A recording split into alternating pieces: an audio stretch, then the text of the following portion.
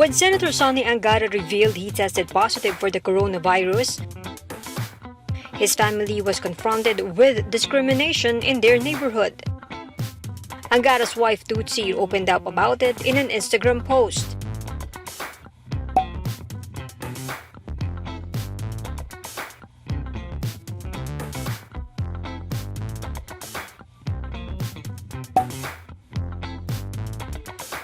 Despite this, she said they are getting help.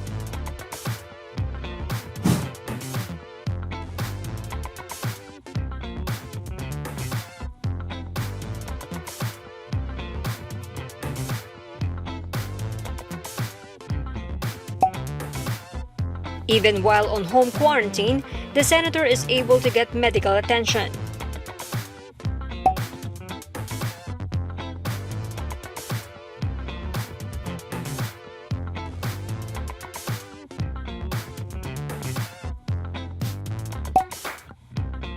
In the same post, Tutsi poured her heart out.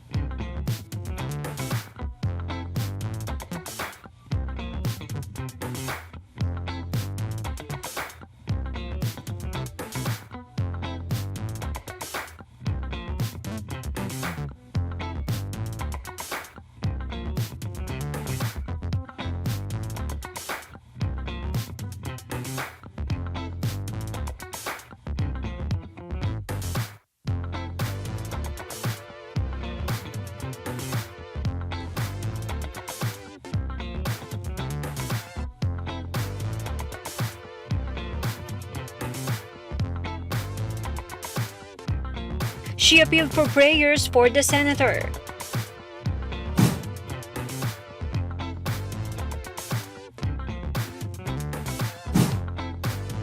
Angara's COVID positive result came out on March 26.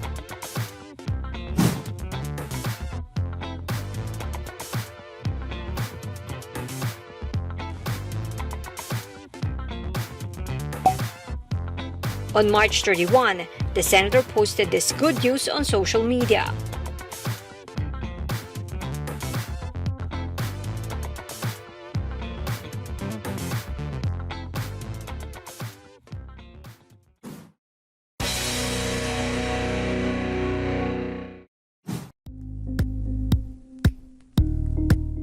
Thank you for watching Politiko TV. Please like and subscribe to our channel for more videos.